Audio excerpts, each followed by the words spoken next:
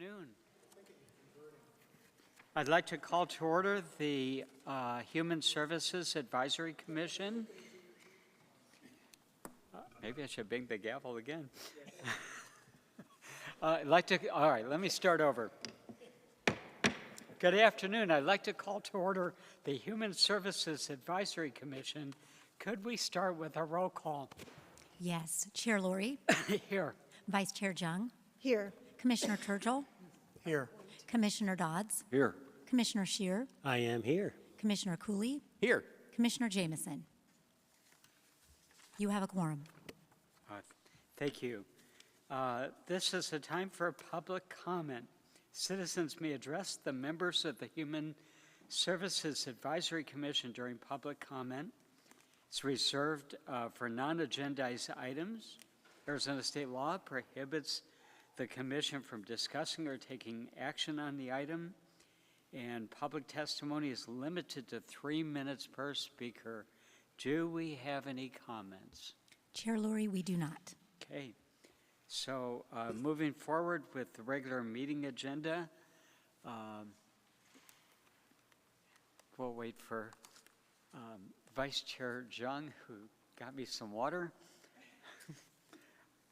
Could I get a motion to approve the regular meeting minutes from January 23rd? So approved, or moved. And Second? all right, thank you. And a roll call vote, please. Chair Lori. Yes. Vice Chair Jung. Yes. Commissioner Turgel. Yes. Commissioner Dodds. Yes. Commissioner Scheer. Yes. Commissioner Cooley. Yes. And Commissioner Jameson. Yes. Thank you. All right, next up on the agenda, we will have a public hearing for the City of Scottsdale Program Year 2025 Annual Action Plan and Program Year 2025-2029 Consolidated Plan that was emailed to us today. Mary?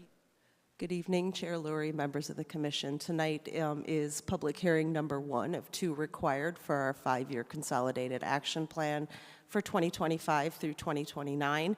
This is our needs assessment public hearing, so I'm going to go over some general information tonight for the public regarding the consolidated plan, some of the results of the needs assessment that was conducted as part of this plan, and then seek public input on the priorities.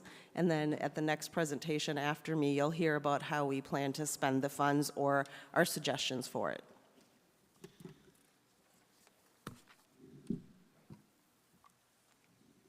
So what is a consolidated action plan? The consolidated plan is required by HUD. It's a tool for those who receive Community Development Block Grant and Home Investment Partnership funds. The CON plan will outline our strategic vision for use of these federal funds over a period of 5 years to address housing needs, community development, economic needs with a focus on assisting those with low and moderate income residents. They lay out the priority and goals for the next 5 years. Each year is accompanied by what we call an annual action plan. So what is the annual action plan? It helps Scottsdale focus direct on an annual basis the goals that we will outline as part of our needs assessment in the consolidated action plan, such as affordable housing, public facilities and infrastructure, and public services. For fiscal year 25-26, the annual action plan is year 1 of the 2025-2029 consolidated action plan. So when we come before you, we will be presenting both the consolidated action plan as well as the year 1 annual action plan combined, funded by the annual allocation. So in addition to funds that we receive from the federal government, we also have something called program income here in the city of Scottsdale. Program income is gross income generated directly from our CDBG funded activities. Back, I don't know what year, but currently the city of Scottsdale owns Hirsch Academy Buildings 4 and 5. We need to go back to the previous slide. We own buildings 4 and 5, so the rent that we receive on buildings 4 and 5 are considered community development block grant funds, and when we receive those rental revenues, they do go directly back into CDBG activities. Specifically in our case, they fund administrative activities such as staff to ensure federal compliance. We also have revolving loan income fund. Revolving loans are funds generated per program income, but the income only retains with that. It's handled differently from the program that we made it for. With the example, we have the Green Housing or Major Housing Rehabilitation Program. It's a loan forgiveness program. So once someone's house undergoes a major rehabilitation after a period of 3 years, as long as they stay residing in it, the loan is forgiven at 50%, but a lien is placed on the property. Once they decide to vacate the property, sell it, then that fund and loan is then repaid back to the city at 50%, and those funds go back directly to help additional low-income families. We also own 8 properties on Bellevue, and those funds also generate program income. So as part of the Consolidated Action Plan, we do have to have a public comment process. We did have a public community meeting. We kicked off the Consolidated Action Plan on June 26, 2024 at the Civic Center Library. And then we're going to be kicking off public comments starting on March 3rd for the draft version of the Consolidated Action Plan. We'll be using Speak Up Scottsdale as a mechanism to share the draft plan for feedback along with a guided discussion tool. We will also offer feedback and offer assistance with anyone who wishes to speak another language to provide feedback as well. That public comment will also be kept open outside of Speak Up Scottsdale until April 22nd, when it's scheduled to go before the mayor and city council for approval.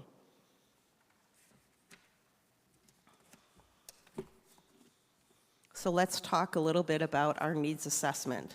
Out of the needs assessment, affordable housing, these are the 4 that top the list with regards to priorities in the Scottsdale community. Affordable housing, public improvements, public services, and home ownership. The survey began on June 26, 2024 at the community meeting that I discussed at the Civic Center Library. 196 responses were received from Scottsdale residents in total.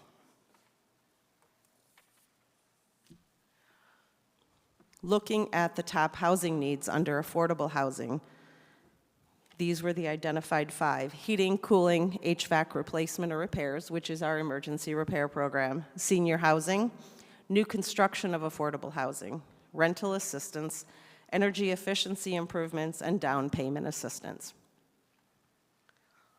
The top priorities overall from the Citizen Participation Plan in terms of public service needs were homelessness, domestic violence services, senior services, neglected and abused children, and mental health services. Top public facility needs identified by residents were community centers, parks and recreation, and fire stations. So 2025, our priority needs as identified using the needs assessment will be public facilities and infrastructure improvements, public services, develop and preserve affordable housing, and effective program administration.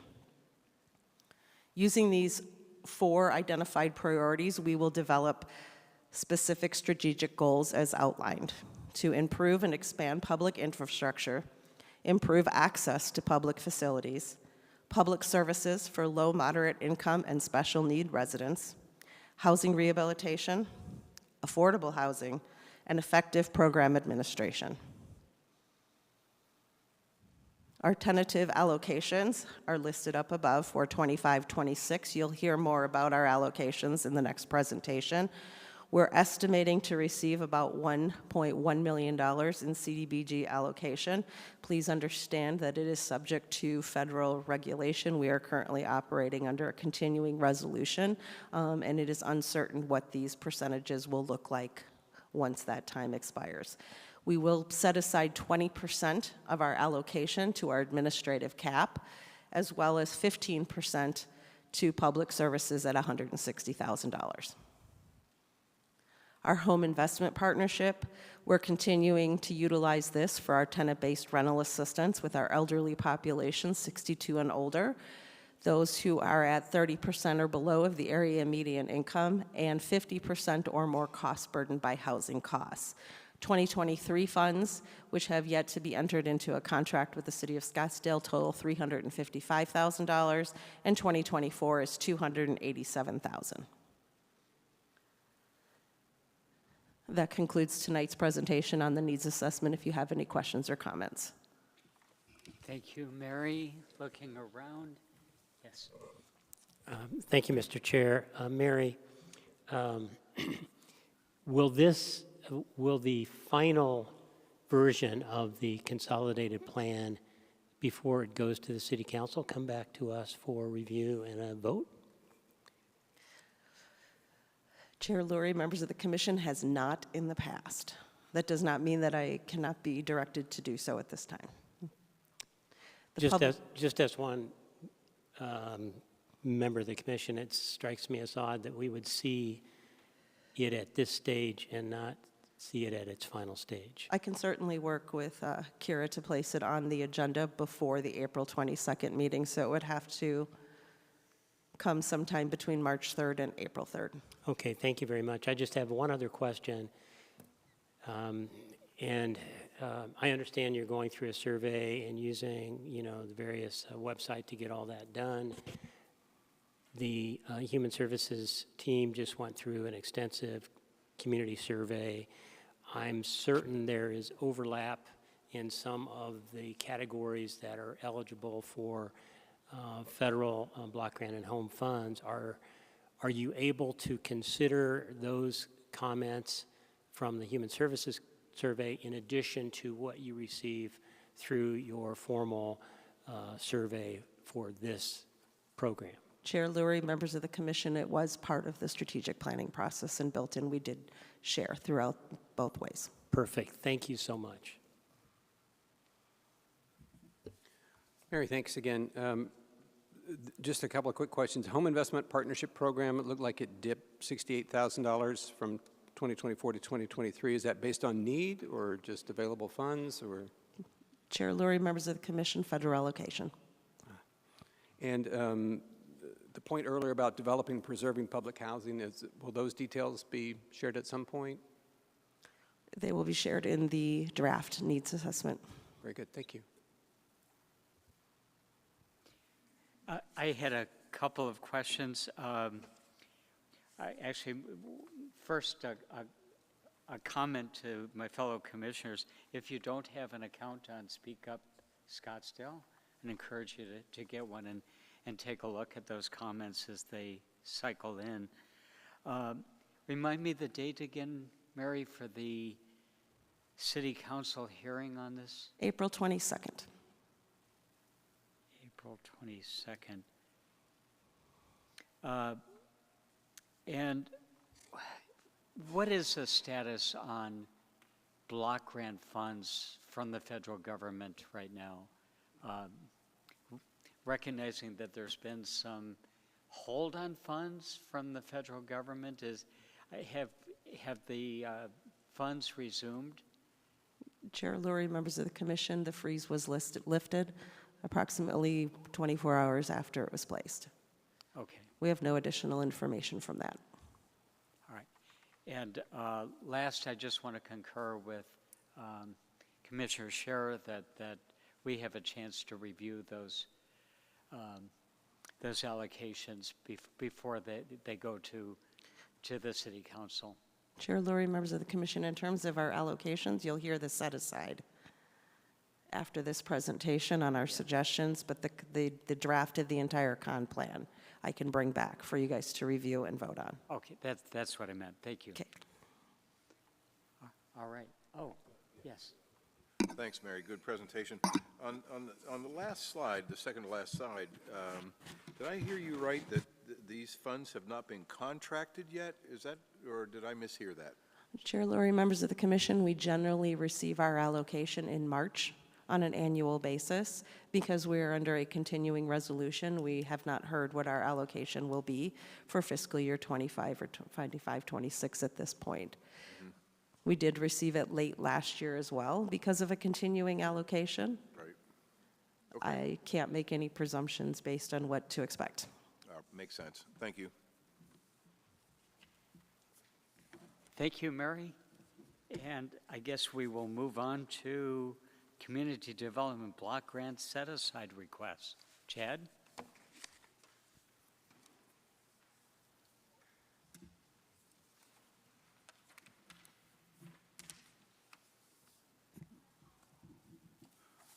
Chair Lori, members of the commission, today I will be presenting our proposed set-aside for FY 25-26 Community Development Block Grant, also known as CDBG.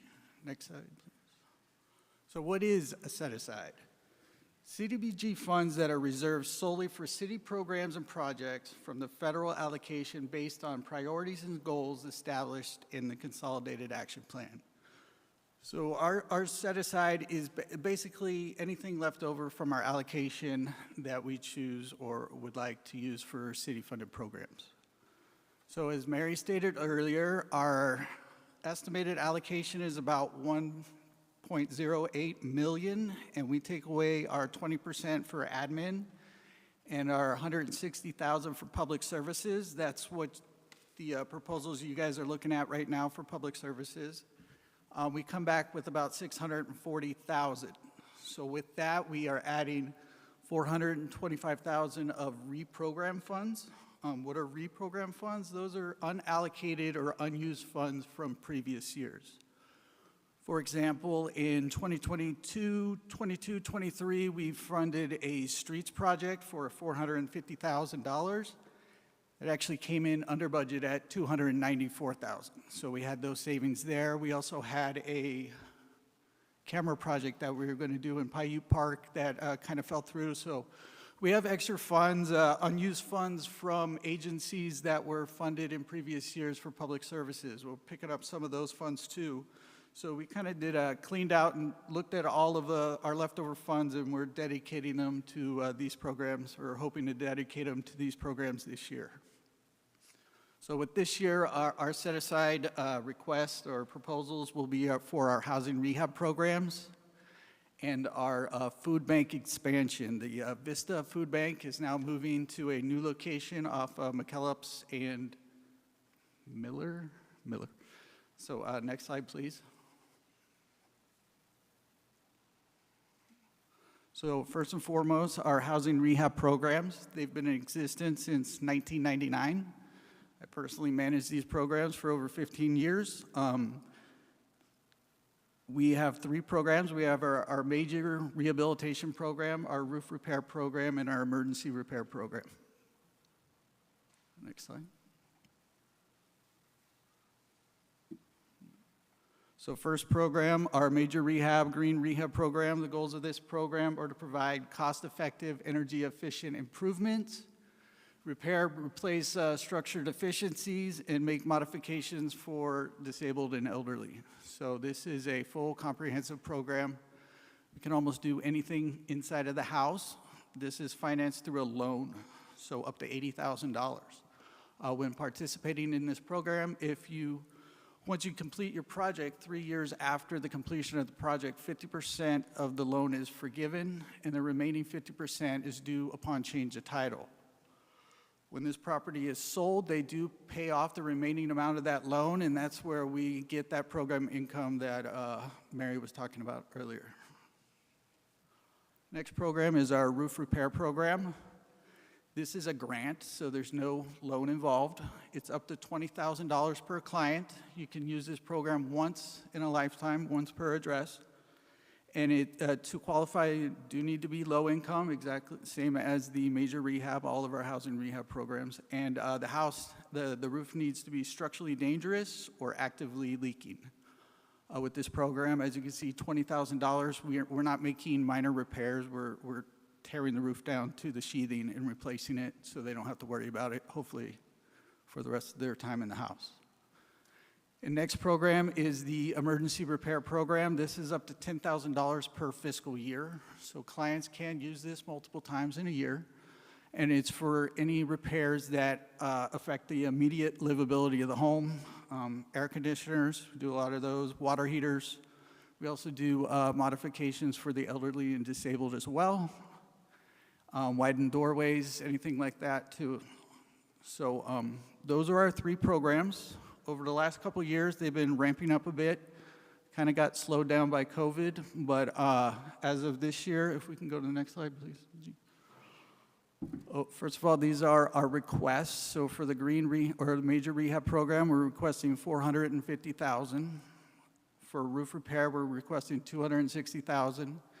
And for emergency repair, we're requesting $300,000. So these numbers are based upon our recent fiscal year, our current fiscal year, and for roof and emergency, our last 3 fiscal years based on what we spent and how many we served. So if we can go to the next slide, our proposed served for fiscal year 25-26 would be 5 of the major rehabs, 10 of the roof repair, and 48 of the emergency repair. Currently, this fiscal year from July 1st, we have completed 2 green rehab projects, and 1 is halfway complete, so 2.5. We're about halfway through the year. We've completed 7 roof repair projects so far, and we've already completed 28 emergency repair projects so far. So we're actually on pace to exceed what we're proposing next year. Next up is the food bank expansion project. So like I stated earlier, food bank has moved from Vista del Camino to the new location on McKellips. Correct me if I'm wrong, but they started service there on Monday, February 10th, so they're up and running there. And we are proposing $100,000 to do some repairs in additions to the interior and exterior of the food bank. Next slide, please. So what we're going to be looking at today are the restrooms and then the client service entrance. So facilities has already done some work here, this warehouse. Before, the Parks and Rec still have their storage space, but the food bank has moved into the larger storage area.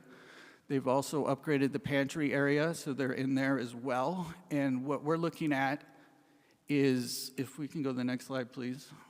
Well, first we're going to show a couple pictures. So here's the pantry, and then the actual food bank itself, the storage area.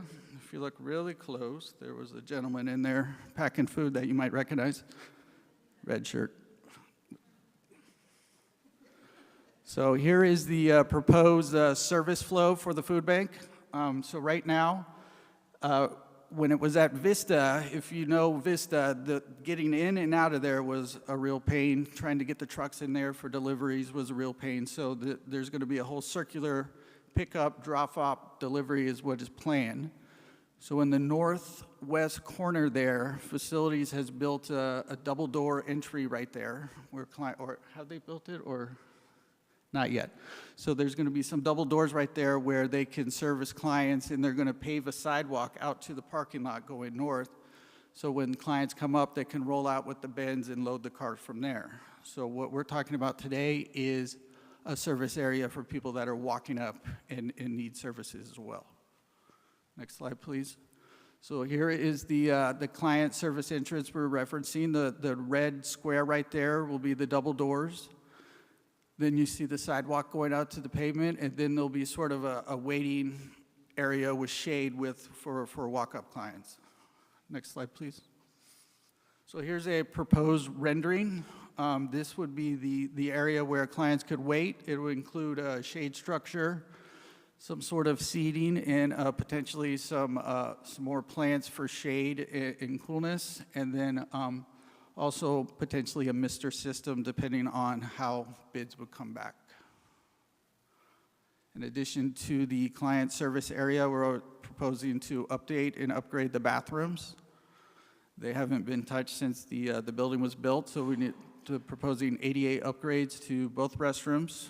That would include new sinks and vanities, toilets, ADA compliant turning radius for wheelchairs or anything that would go along with that. So those 2 bathrooms would be included in the proposed funds. Next slide. So total budget we're looking at for, we'll have to get an architect to design the front, and so we can put out the bid per federal requirements for our procurement. We also will need an environmental review of the property. We can go back real quick, G, please. Thinking about 73,000 for the client entrance area, another 6,500 for the restrooms, and a 15% contingency. If the contingency is not needed, then we can bid out sub-projects, add alternates to the job. That could include anything from a security camera system or anything else that they may need at the property. So total set aside, we're talking for our housing rehab programs, it's $450,000 for the major rehab, $260,000 for the roof, $300 for the emergency repair program, and $100,000 for the food bank, for a total of 1.1 in proposed set aside. And I'm free to take any questions you may have. Mr. Chair, I just had a quick question. Actually, Chad, good presentation, very informative. I'm wondering about the general trends that you're seeing out there. You had indicated that we're on track now to exceed previous numbers or the projected numbers in our housing rehabilitation programs and the emergency and repair programs. I'm sure the costs for those programs are going up. So can you talk a little bit in a little more detail about our projected total budget from last year or maybe years previous to this year, and whether those funds are going as far as they were? Yeah. Chair Lurie, members of the commission. So I'll speak back to pre-COVID. Since then, demand went down a lot because people didn't want us in their house or any strangers coming in their house to do the work. But once we got over that hump, inflation really took over. So in 2020, 2021, the max amount for the housing rehab program was $65,000 per house. After about 6 months of inflation, we weren't able to do all the work that we were used to do. The roof repair used to be $10,000 per house. Now it's $20,000 per house. That trend kind of goes twofold: inflation and also housing stock further north in the city, larger homes, tile roofs, so we need more money to accommodate that. And then emergency repair program, air conditioners have probably doubled in price since 2020, if not more.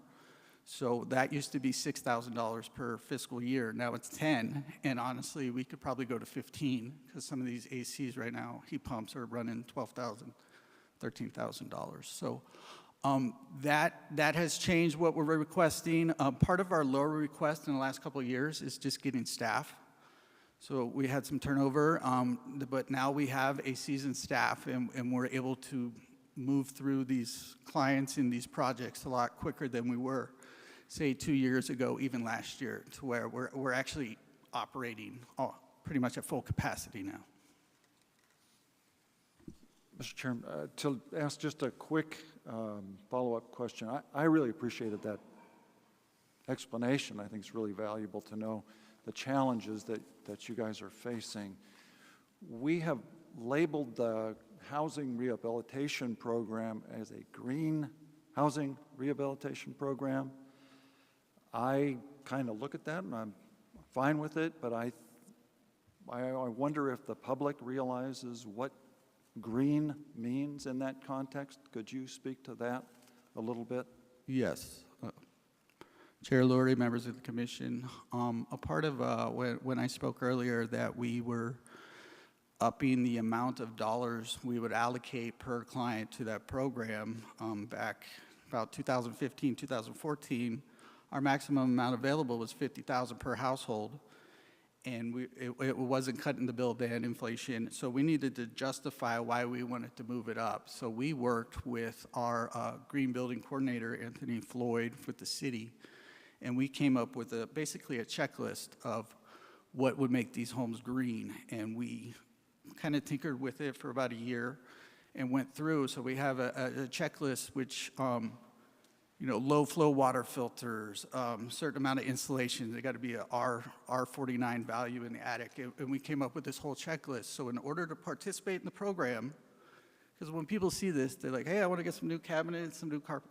No, they got to go in and like get the nuts and bolts and make this home sustainable for a long time. So they have to do all those things, and if there's money left over, we'll talk about cabinets or some of the aesthetic type of things. But so that's where we came up with and how it is the green rehab program. Thank you, Chad. Mr. Chair, I appreciate it. I've got 3 or 4 things I want to run by you. I'm going to tag on to Pat's adroit observation that the term green is a political lightning rod these days. When you explained what can happen under that category, you talked about ADA modifications and a variety of other very beneficial improvements. I would ask staff, to the extent you have latitude, to consider changing that to major housing rehab program or whatever might fit, other than leading with the word green. I love everything about what you're doing here. It has my full support. One of the things that I wanted to ask you is, and you don't have to do it now, but before this goes forward to the City Council, I would really like to know the data that we have going back, whatever period of time makes sense, 5 years, 3 years, 5 years, 10 years. I don't know what the data is that you have. How many homes in our community have benefited from one or more of those rehab programs? This is the backbone of what we do, and I think it's incredibly important that the City Council understands how vitally important this program is to the people we serve. The next thing I wanted to ask you about is on the food bank and with the modifications, and again, I think this is a great location. Are we, because it looks like there's an expansion underway or planned, are we creatively maximizing the square footage of additional footprint, even if it's a future phase that we can plan? Are we factoring that into that particular facility? It's been a while, probably a couple years since I was down there. So I don't know if there's potential for expansion. I raise this question because there would be enormous synergy with a food bank and day relief opportunities. And, you know, I think, I can't think of a better location where it has access to transit. It's not super intrusive in the context of a neighborhood. So I don't know if there's room, but if I would ask staff to give that full consideration, because space, as we know, is extremely limited. And day relief seems to be an orphan looking for a home at some point in time. Thank you. Thanks, Chad. Appreciate that. Back on slide 3, reprogrammed funds, unallocated or unused of 4.25. Let's round up 426. Is there any threat of that being clawed back or reallocated in ways that don't fit, that we would want to spend them quicker? Chair Lurie, members of the commission, the funds that CDBG funds do have an expiration. None of these funds are close to that period. So with these reprogrammed funds, we did go back as far as program year 2021, and we had little bits and pieces left, but the biggest portions came with the recent funding years. Okay, great. Is there a slide 5 you talked about these different programs? Is there a backlog of any of these programs currently? Major housing rehabilitation, for lack of a better term, roof repair, that sort of thing? Chair Lurie, members of the commission, the major rehab program does have a wait list. It varies from time to time. At its peak, it was up to about 22 to 24. Right now, we're sitting around 10. We've had some folks been on there for over 18 months. So when we are pulling them, they forgot about it or they're over income. So when we do a pool, we go through like 3 or 4 clients at a time until we get someone that's eligible. Very good. And I think it was slide 14, the pickup and delivery. Maybe it's just because I'm used to driving on the right side of the road, but it seems to me like the arrows, I have got to come in on the left side of the driveway and exit on the left side going out. Just seems odd to me, but I'm sure it makes sense to whoever did the study. Chair Cooley, members of the commission, I will talk to the person who it was myself that put the arrows on there and make sure they're on the right side of the road next time. All right. It works in London. Thank you. I appreciate that. Thanks very much. Mr. Chair, could I ask just one more technical question? So we are being asked to approve this set-aside request tonight, and then just to make clear, so this gets incorporated into the consolidated plan that goes to the city council, is that correct? Chair Lurie, members of the commission, this will be a part of our annual action plan, which is connected to the consolidated plan. So yes. I'm sorry, Chad, if I didn't hear this and it was clearly spoken. Is the $1.1 million set aside, is that all of our available set aside dollars?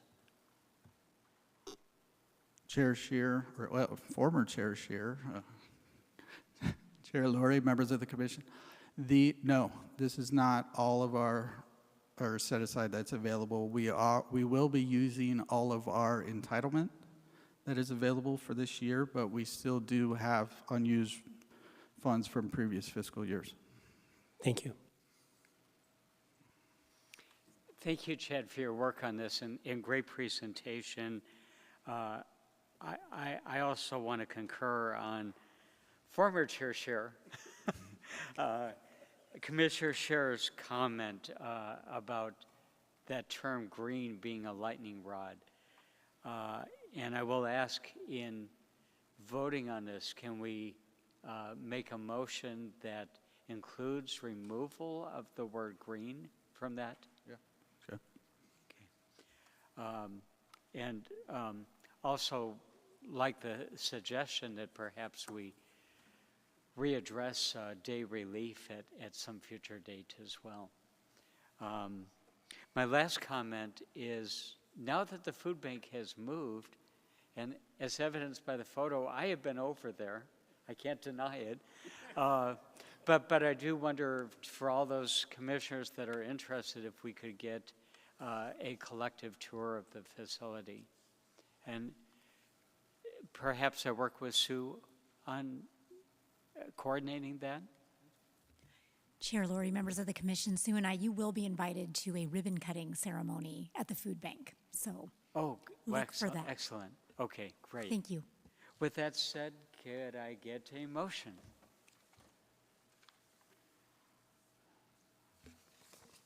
Mr. Chair, I'm happy to make a motion to approve the Community Development Block Grant Set-Aside request for 2025-2026.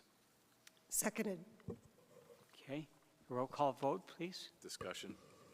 Oh, Does that also include the sentiment about the name change and the day relief? How does that fit into the conversation? I'll just speak to my motion. I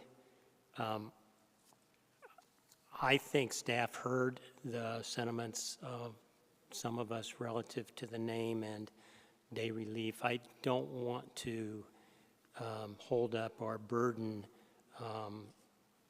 this particular set-aside amount with that additional obligation. I think I would prefer that we just vote per my motion on what we saw on the screen here and trust that staff will do what they can with regard to the nomenclature and future day relief considerations. So I guess the answer is no, Jeff. I'm looking more for just kind of straight down the middle here, but I think staff has certainly heard our sentiments. Understood. So we have a motion. And a second. Okay. Roll call. Chair Lori, Yes. Vice Chair Jung, Yes. Commissioner Turgel, Yes. Commissioner Dodds, Yes. Commissioner Shear, Yes, thank you. Commissioner Cooley, Yes. and Commissioner Jameson. Yes.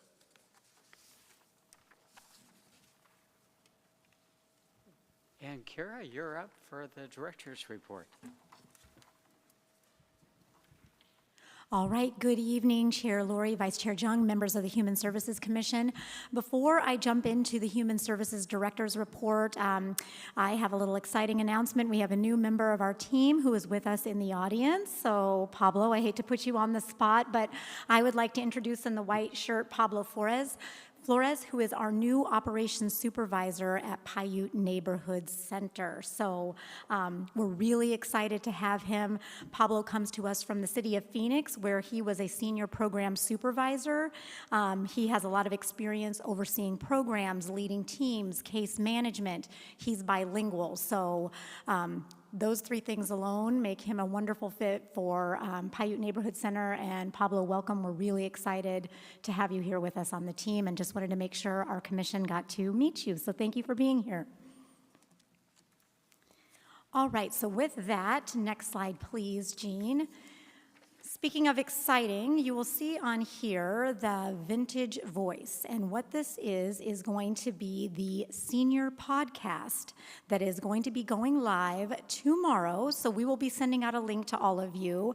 Right now, Human Services Manager Jessica Rapp, who is here with us, and myself are going to be the co-hosts of the podcast. And we are really hoping that this is going to be a dynamic, exciting podcast, not just for the aging community, but for caretakers, for adult children, the gamut of senior care. We want to touch on the Vintage Voice. So episode number 1 is just an introduction to senior services, what we do, what we want this podcast to be. We are going to get some exciting guests on the show, and our next guest will be social worker extraordinaire Jennifer Murphy, who is one of our top-notch case workers. She's actually the supervisor social worker that manages both, works at both the senior centers. So we're going to be talking to her about topics that she is seeing in the senior community and all the resources that we have. So again, this is just, I'm going to be giving an update at a future meeting about our strategic plan, but one of our big focuses, as this commission knows, is outreach and awareness of human services. And we really are finding that there is a need in our community, not just for people who are aging, but for the people who are, those are loved ones of theirs and the resources available. So please stay tuned for the link for the Vintage Voice with a snappy little music at the front and good content. So we're really excited about the Vintage Voice, which, as you see here, will be on Spotify, Apple Music, Amazon, and YouTube. So we are totally cool and hip with the Vintage Voice. Thank you, Jean. Next slide. And speaking of cool and hip, we had the All Things Senior Expo yesterday at the Scottsdale Center for Performing Arts, and it was amazing. If anybody got to go, we're estimating about 1,500 to 1,800 people. I came towards the tail end, and that atrium was jam-packed. And what I liked about this, I've been to expos before where people just peruse by the vendors. But at this expo, sincerely, people are stopping, they're engaging with the vendors, they're getting information on such a wide array of services that are available in our community. It takes a lot of work to coordinate this, and I know Jean, Jessica, their team, Kevin Herrick, spent a lot of time coordinating this and organizing the vendors, but this continues to be one of our signature events and something that we all feel is very much needed in the community, and it's continuing to prove to be a very successful event. So just wanted to shout out to the Senior Expo. Thank you to everyone who did all that work. Next slide, please, Jean.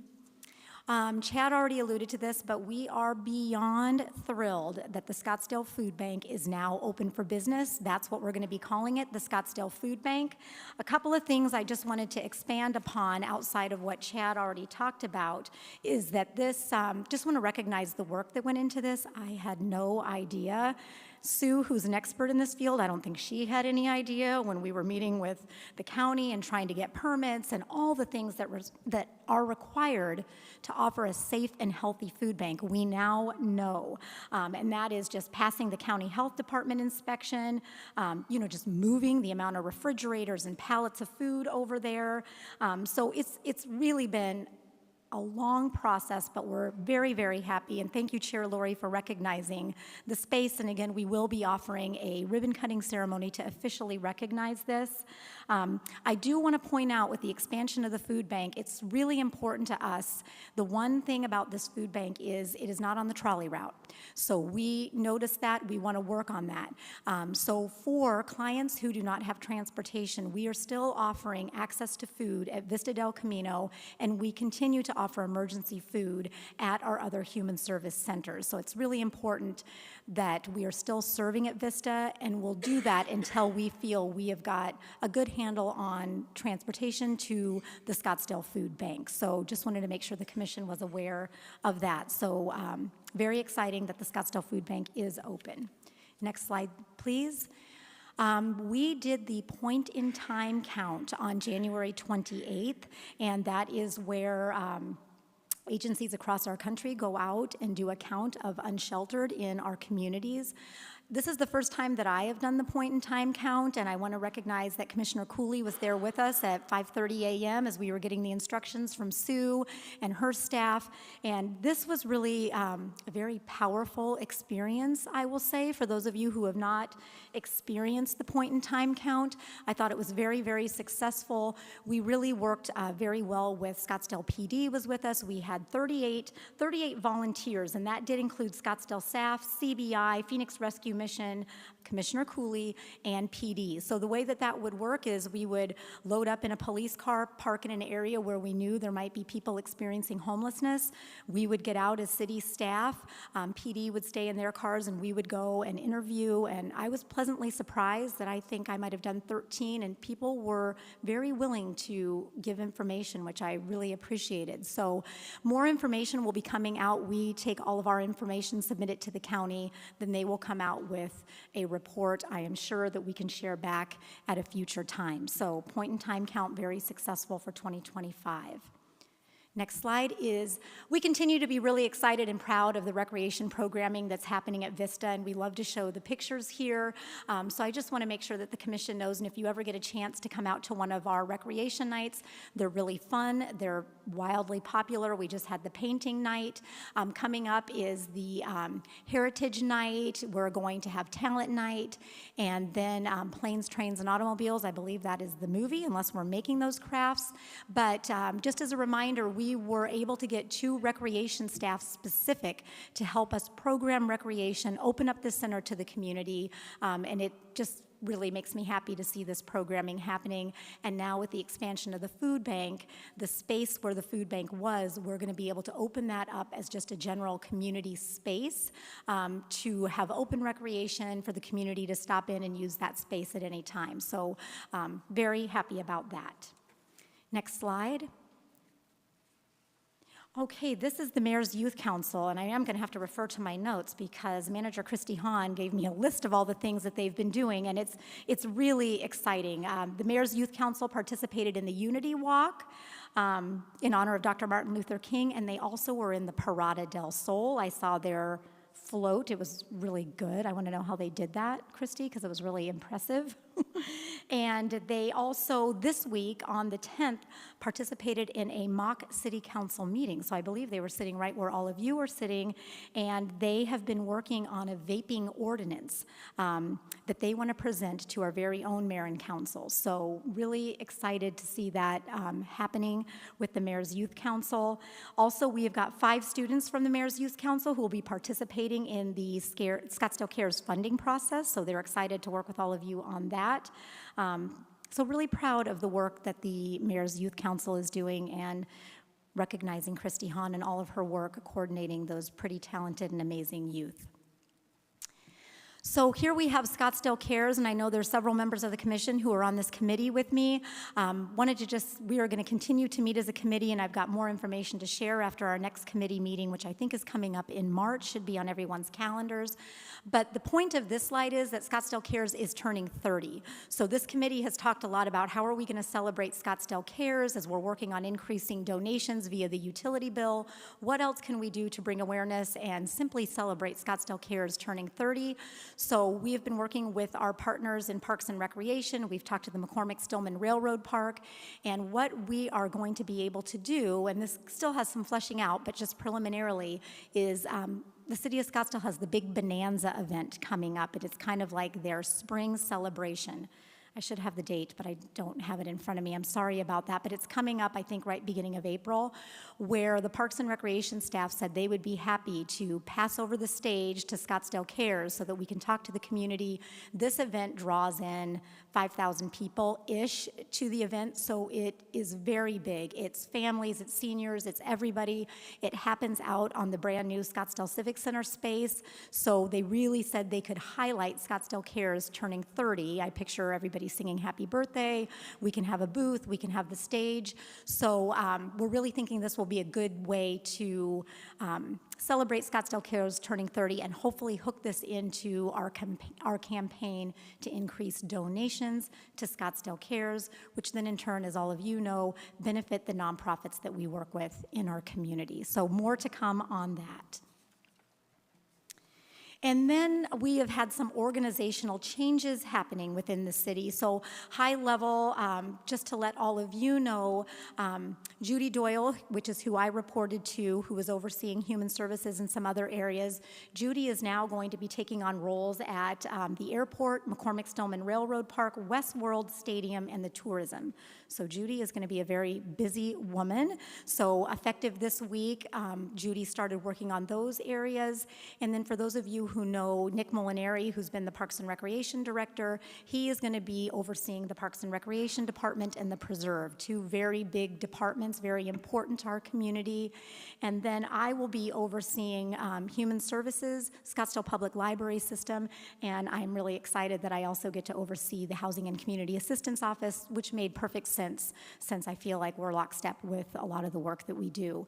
So these pieces are all kind of falling into place in terms of title and all that kind of business, but it's exciting that it's happening, and I've gotten the opportunity to work with our new interim city manager, which I really like, because I think our programs can be brought to the forefront as necessary. So just wanted to let the commission know about those organizational changes.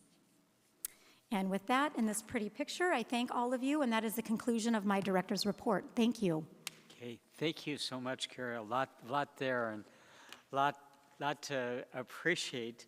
And I know we can't really comment on it, but if nothing, I want to make sure that we do welcome Pablo. Thank you. We're glad to have you in the city. Mr. Chair, I would just offer that I believe we have the ability to ask questions and to comment, even though the agenda doesn't say that.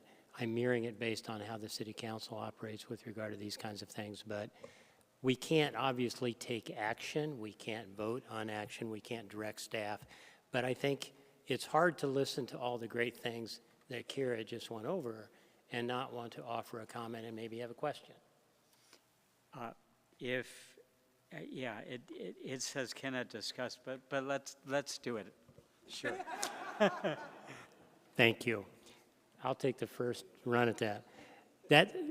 Kara, I can't tell you, I mean, your reports are so invigorating, and it's great to see how much is going on, the way you package it. Your new podcast is extremely exciting and right on track with your strategic plan and the need to get the word out. And I'm just extremely pleased with everything that is happening. And congratulations to you relative to the important additional responsibilities. And I'm so grateful that Mary is going to be a dotted line as part of everything that we do, which is critical. I was struck that the trolley doesn't serve McKellips and Miller, but I know that you're working on it, and I think that's important to continue to push on. And the last thing that I will say is thank you for everybody involved in the point in time count. just speaking personally, it strikes me as odd that we would want a police cruiser parked adjacent to where we are going to seek information from unsheltered people. So I would suggest politely de-inviting the marked cruisers to the program next year for obvious reasons. Thank you. May I too bend the discussion You may. rule? Thank you. It's an observation. It's not really a discussion, so I'm just saying a few words. Vintage Voice, what a great idea, and how perfect for the strat plan for outreach and awareness. That's super great. If I were able to ask a question, I'd ask if All Things Senior Expo was more than once a year. I don't think it is, but no, it's not. Well, that was on me. Point in time count. Yeah, if you haven't done it, I know you've done it, and Neil's done it. What a great thing. I plan to do it every year. That's just one of the most important things we do. What else can I say? Oh, had an idea for Scottsdale Cares. If it's turning 30 and we're only asking folks for $1 a year, or $1 a month rather, in their utility bill, we could up that to $30 a year and collect $18 more. Just saying, might be a nice turn of the turning 30 thing. That is my observations and not discussion. Thank you. Anyone else? Kira, very good stuff, and welcome, Pablo. A straight-out question, what are the hours of the food bank? I might have to look at Sue for the exact hours. Sue, sorry about that.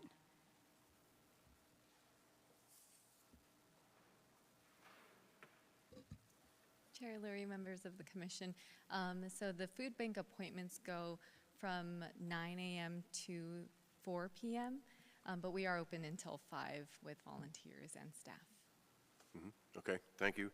I would concur with former Chair Scheer on the idea of the police cars. I think it'd be pretty much of a deterrent to have that openly out there. And I think that's all I have. And good luck on the vintage. That sounds great. Yeah. I too am excited for the podcast. Can't wait for that. Back to the food bank topic. Correct me if I'm wrong, but there are satellite locations. So even though the main food bank is not served by the trolley, they do have food boxes available at Vista, Del Camino, and some of the other locations. Chair Lurie, yes, that is correct. Thank you. All right. And again, welcome, Pablo. So glad to have you. And Jean and the rest, and Jessica, and the rest of the staff that worked on the expo yesterday, congratulations. Great work on that. We are to the point of the agenda to identify future agenda items, and I would like to propose to add an agenda item to our next meeting for us to discuss the impact of Ordinance 4662 that was adopted on Tuesday of this week, for us to have a discussion regarding the impact on human services from that ordinance passing. Do you need a second for that? Or? No, Oh, okay. I do Very not good. believe we do. And point of order, just a reminder to submit your scores for the grants by next Thursday, February 20th. Any other future agenda items that want to be raised? Yes, I have one. I would like to do a follow-up on the shower trailer at some point. Sorry, the what? Follow up on the shower trailer that was being repaired. Yep. Thank you. A motion to adjourn the meeting then. So moved. Second. Second.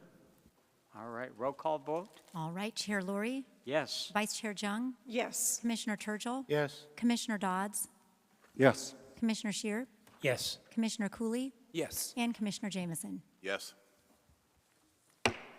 We are adjourned. All right. Wow. Boom, boom.